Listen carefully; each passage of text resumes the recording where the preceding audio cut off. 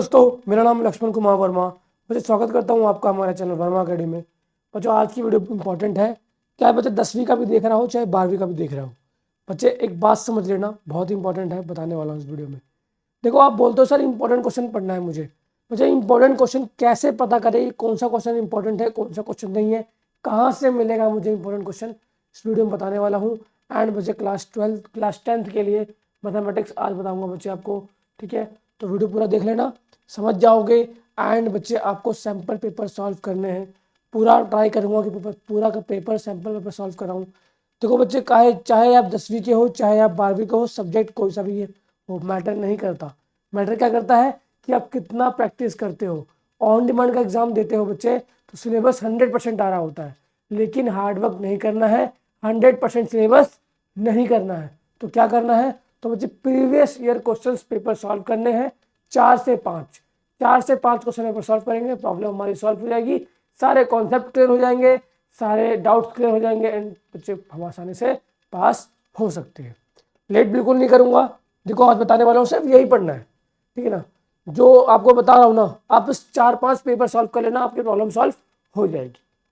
Direct हम बात करते हैं पेपर के पास। 10वीं क्लास के बच्चे हो, देख रहे हो, देख लो, मैथमेटिक्स का पूरा सैम्पल पेपर में पढ़ाने वाला हूँ, पढ़ाने के बताने वाला हूँ।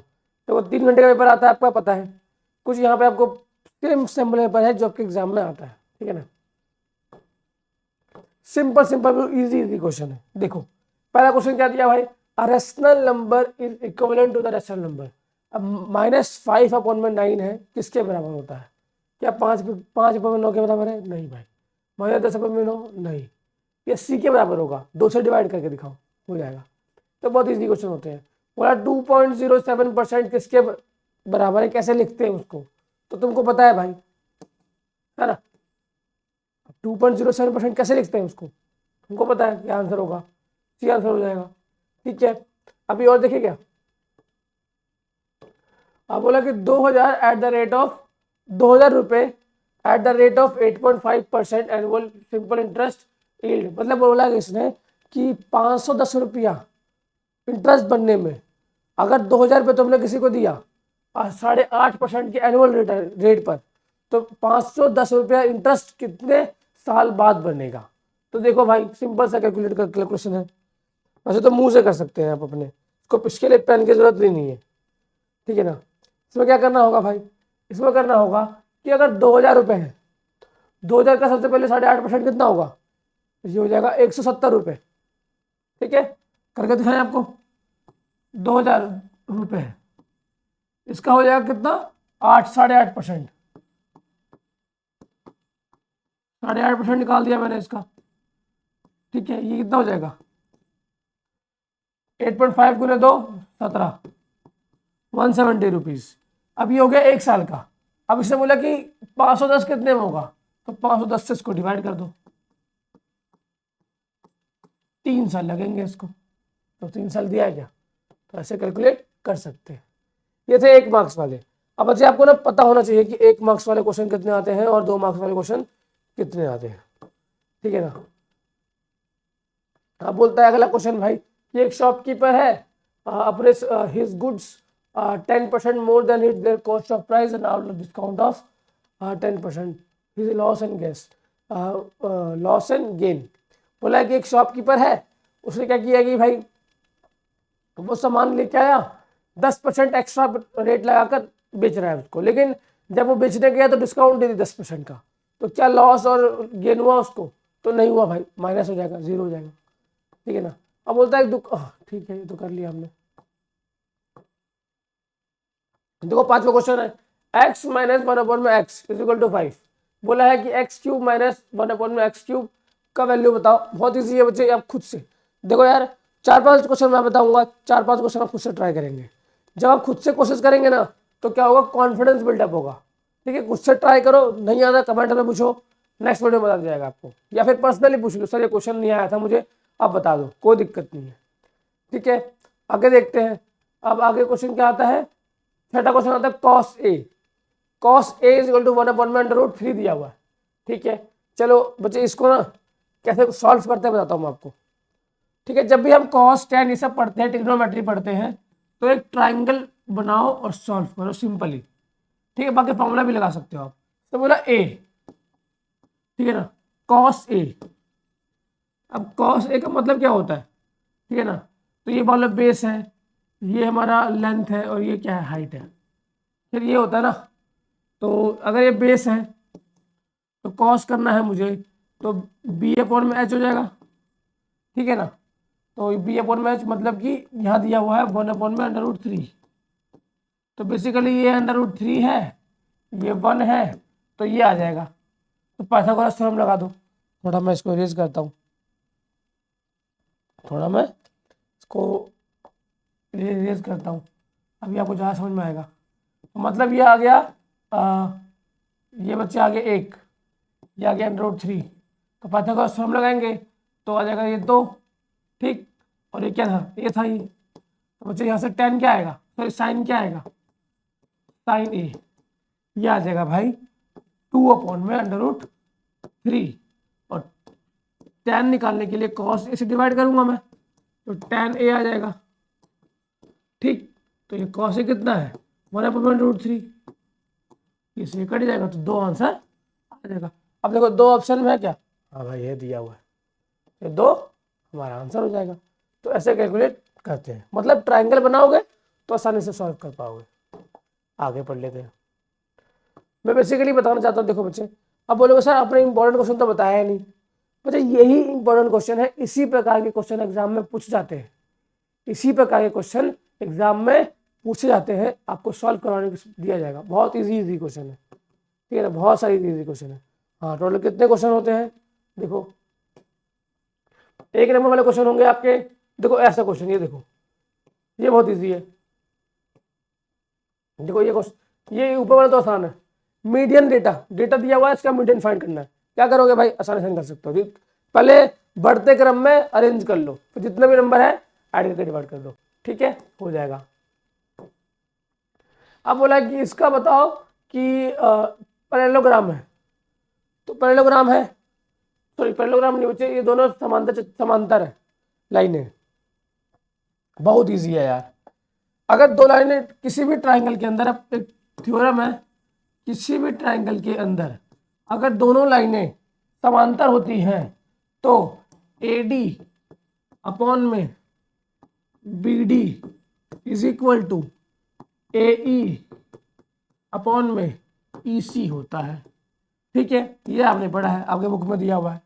अभी AD दिया है हमको, AD दिया हुआ है, BD दिया हुआ है, AE दिया हुआ है। तो AD दिया कितना भाई, AD दिया है 3, BD दिया है 5, AE दिया हुआ है 6 और EC हमको फाइंड करना है। ठीक है, क्या करना पड़ेगा, EC को इधर ले जाओ, बाकी को उधर ले जाओ। तो EC आ गया इधर, ये हो गया 6, ये हो गया 5, ये हो गया 3, तो 30 अपॉन में 3 कितना आ गया, 10 ऑप्शन में है क्या, हाँ भाई, तो ये 10 सेंटीमीटर आंसर हो गया। तो मतलब ऐसे इजी क्वेश्चन आ रहे होते हैं, ठीक है ना। फिर पता क्या होगा, जब आप ऐसे क्वेश्चन सॉल्व करोगे ना, तो आपका कॉन्फिडेंस बिल्डअप होगा। क्या होगा, कॉन्फिडेंस बिल्डअप होगा। कभी कभी क्या होता है बच्चे, आपको आता है, ठीक है ना, क्वेश्चन आपको आ रहा होता है, बट कॉन्फिडेंस के चक्कर में ना एग्जाम में लिख ही नहीं पाते हैं। तो जब आप पढ़ने के बाद ये क्वेश्चन को सॉल्व कर पाओगे ना, तो अपने आप में आपको एक कॉन्फिडेंस आएगा कि नहीं मुझे आता है, मैंने पढ़ रखा है, मुझे सब कुछ आता है। अब देखो ये भी ईजी है। पहले ये ट्राइंगल, इसमें तो क्या बोला होगा इसने, in the given figure AB is a chord of the circle with center O, ठीक है, if OAB 50, अच्छा 50 डिग्री दिया हुआ है, एंड बोला देन ACB फाइंड करो, ACB फाइंड करो। देखो ये 50 है, देखो अगर बच्चे ये 50 है, ये 50 है, तो ये और ये साइड बराबर है ना, क्यों भाई, तो रेडियस है, ठीक है ना। तो अगर साइडें बराबर है तो एंगल भी बराबर होंगे, तो ये 50 आ गया। अब एक ट्राइंगल के अंदर बना हुआ तीनों कोण 180 डिग्री का होता है, 50 + 50 100, तो ये आ गया कितना, 80। ठीक है, अब 80 का तो ये आधा ही होगा, 80 का वो ऊपर वाला आधा एंगल होता है, तो ये 40 आ जाएगा आंसर। कितना आ जाएगा, 40। ठीक है, तो ऐसे कैलकुलेट कर सकते हैं। अब ये रूल होता है, ये बुक में दिखा होगा आपको, ठीक, तो ऐसे क्वेश्चन सॉल्व करोगे तो कॉन्फिडेंस बिल्डअप होगा। ठीक है, अब ये क्वेश्चन आसान है, यहाँ पे फॉर्मूला लगता है, देखिए बोला है ना कि the coordinate of the point which divide the line segment joining the point 1 and -2 and 4 and 7 internally बोला हुआ है। ठीक है, एक लाइन दिया हुआ है, पॉइंट दिया हुआ है 1 एंड -2 एंड दिया है 4 एंड 7। ठीक है, एक लाइन है जो कि इसको काट रहा है 1:2 में, इसको 1:m1:m2 मान लो। हमको x एंड y फाइंड करना है कि कौन सा पॉइंट है भाई जो x और y पे काट रहा है। तो फॉर्मूला निकालोगे आप, खुद फॉर्मूला बता देता हूँ मैं। ठीक है, तो x का फॉर्मूला क्या होता है, x का फॉर्मूला होता है x1 m1 x2 m2 upon में m1 m2। ये इंटरनली है इसलिए यहाँ पे ऐड हो रहा है, एक्सटर्नली होता तो माइनस होता, बीच में खाली प्लस की जगह माइनस होता। y भी ऐसे करते हैं भाई, y का फॉर्मूला लिख दूं मैं। ठीक है, y1 m1 y2 m2, sorry मुझे y1 m2 होता है, y2 m1 होता है, यहाँ पे 2 आएगा, यहाँ पे 1 आएगा। ठीक, और यहाँ पे m1 और m2 हो गया। और यहाँ से जब आप कैलकुलेट करोगे तो आंसर आ जाएगा, तो बोल दोगे कि x और y ये कोऑर्डिनेट है जहाँ पे पॉइंट को कट कर रहा है। ठीक है, तो ऐसे कर सकते हैं। ठीक है भाई, चलिए आगे बढ़ जाते हैं। बहुत इजी क्वेश्चन है, और पता है मैं क्यों बोल रहा हूँ बार बार ही कि भैया जब आप इन क्वेश्चनों को सॉल्व करोगे ना, इजी क्वेश्चनों को, तो आपका कॉन्फिडेंस बहुत ज़्यादा बिल्डअप होगा। और जब कॉन्फिडेंस आता है ना बच्चे, तो प्रॉब्लम सॉल्व हो जाता है, मुश्किल प्रॉब्लम भी सॉल्व हो जाता है। ठीक है, ये अगला क्वेश्चन है, prove the identity, prove the identity tan a plus cot. देखो बच्चे बुक में से आया ये क्वेश्चन बुक का क्वेश्चन है, मतलब कभी कभी क्या होता है कि एग्जाम्पल से उठ के जाता है, ये बुक का क्वेश्चन है। ठीक है, 3 क्यूब ऑफ एच और 3 सेंटीमीटर 6 सेंटीमीटर, मतलब 3 क्यूब है, उसका एच 6 सेंटीमीटर है, इज जॉइनिंग एंड और टू द एंड, मतलब एक के बाद एक ज्वाइन किया जाता है टू फॉर्म ए क्यूबॉइड। अच्छा ठीक है, find the surface area of cuboid तो फॉर्म। अच्छा ठीक है, क्या बोला भाई कि क्यूबॉइड है, मतलब क्यूब है। ठीक, तो ऐसा दिखता होगा सामने से, क्या 6 सेंटीमीटर एज है, और ऐसे टोटल बनाए गए, ठीक है ना। अच्छा 3 जोड़े गए साथ में, तो साइड क्या हो जाएगा 6 सेंटीमीटर, 6 सेंटीमीटर सॉरी 6 + 6 ये हो जाएगा 18, ये 18 और 6 और ये 6 ही रहेगा। ठीक है, तो इसने क्या बोला, इसने बोला सरफेस एरिया फाइंड करके बताओ, है ना।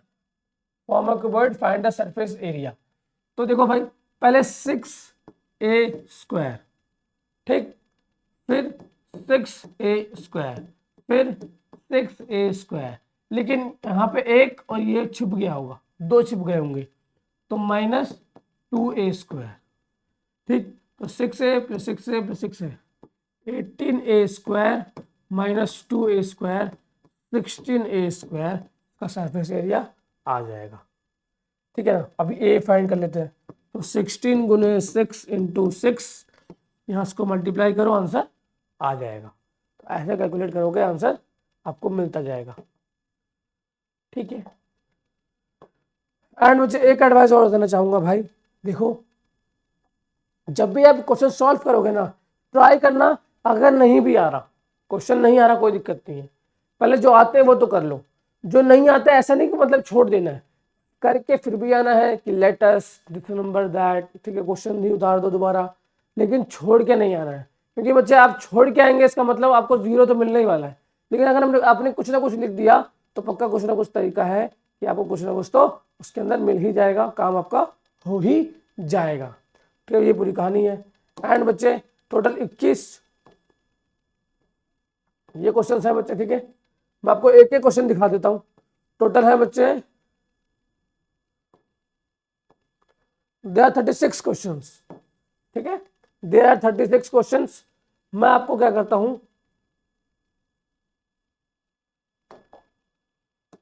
जो कुछ 17 क्वेश्चन कराए थे मैंने आपको, हाँ, अभी हमें क्या करना है बच्चे, क्वेश्चन का स्क्रीनशॉट लेना है एंड खुद से ट्राई करना है।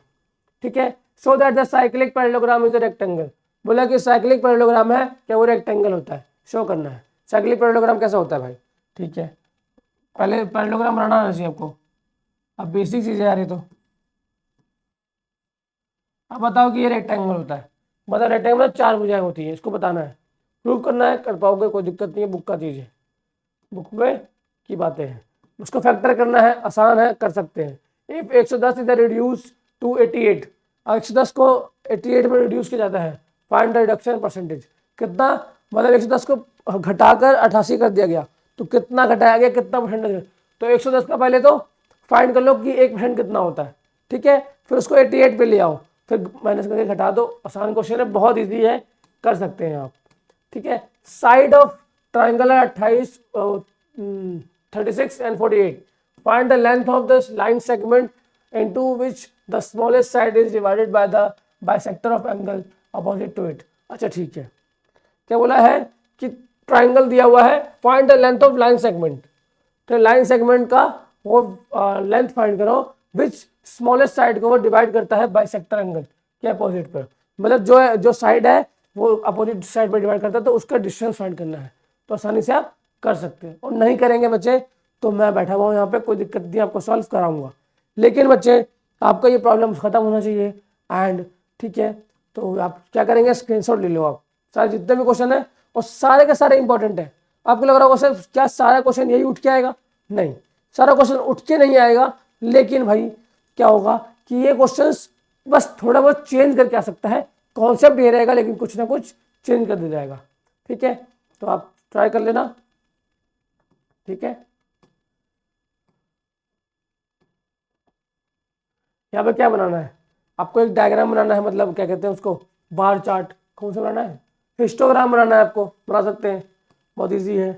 ठीक है, इसका भी सेम वैसे ही है, द क्लास डिस्ट्रीब्यूशन दिया हुआ है क्लास मार्क और फ्रिक्वेंसी के अंदर, बहुत ईजी चीज़ें हैं। ठीक है, दो चीज़ें, दो क्वेश्चन बहुत इंपॉर्टेंट ईजी रहता है।